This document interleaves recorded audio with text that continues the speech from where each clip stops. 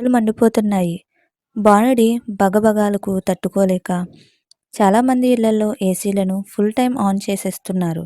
కానీ కూలింగ్ ఇస్తుందనుకున్న ఆ ఏసీలే ఇప్పుడు టైం బాంబుల్లా మారుతున్నాయి. అవును, ఈ మధ్య కాలంలో ఏసీలు పేలి ఇల్లు కాలిపోతున్న ఘటనలు మనం చాలా చూస్తున్నాం. అసలు చల్లదనాన్ని ఇచ్చే ఏసీలు ఎండాకాలంలోనే ఎందుకు పేలుతున్నాయి? కంపెనీల తప్పుందా? లేక మనం చేసే చిన్న చిన్న పొరపాట్లే ఇందుకు కారణమా? ఈ వీడియోలో పిన్ టు పిన్ తెలుసుకుందాం.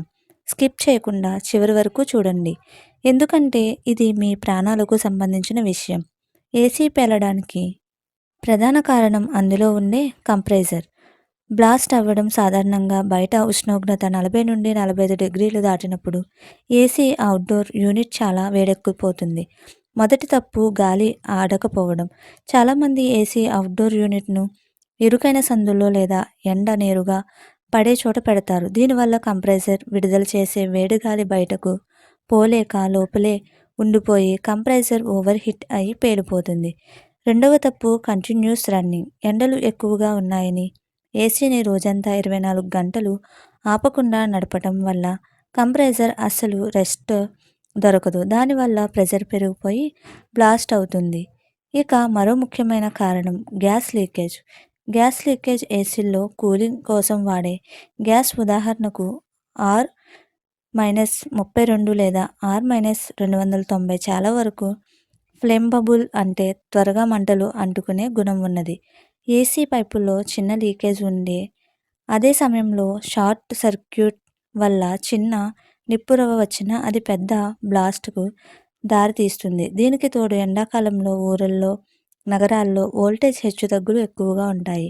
ఏసీ రన్ అవ్వడానికి ఎక్కువ కరెంట్ కావాలి. వోల్టేజ్ సరిగ్గా లేనప్పుడు వైర్లు వేడెక్కిపోయి షార్ట్ సర్క్యూట్ జరిగి ఏసీలు తగలబడిపోతాయి. చాలామంది చేసే అతి పెద్ద తప్పు సర్వీసింగ్ చేయకపోవడం.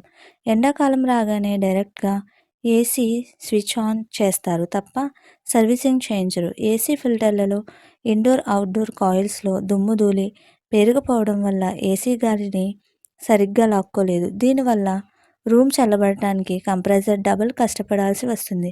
అలా మోతాదుకు మించి లోడ్ పడడం వల్ల కూడా ఏసీలు పేలిపోతాయి.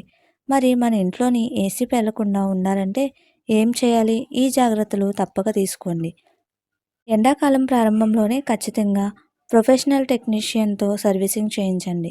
ఏసీని కంటిన్యూస్గా కాకుండా ప్రతి 6-8 గంటలకు ఒకసారి అరగంట పాటు రెస్ట్ ఇవ్వండి. ఏసీ టెంపరేచర్ను 16 లేదా 18లో కాకుండా 24 లేదా 25 డిగ్రీల వద్ద ఉంచండి. దీనివల్ల కంప్రెసర్పై లోడ్ తగ్గుతుంది, కరెంటు బిల్లు కూడా మిగులుతుంది. మంచి క్వాలిటీ ఉన్న స్టెబిలైజర్ మరియు ఐఎస్ఐ మార్క్ ఉన్న వైరింగ్ మాత్రమే వాడండి. ప్రాణాల కంటే ఏది ముఖ్యం కాదు ఫ్రెండ్స్, కాబట్టి నిర్లక్ష్యం చేయకండి. ఈ ఇన్ఫర్మేషన్ మీ కుటుంబ సభ్యులకు, ఫ్రెండ్స్ కూడా ఉపయోగపడేలా ఇప్పుడే షేర్ చేయండి. మరిన్ని ఇంట్రెస్టింగ్ అండ్ యూస్ఫుల్ వీడియోల కోసం మన ఛానల్ని సబ్స్క్రైబ్ చేసుకోండి.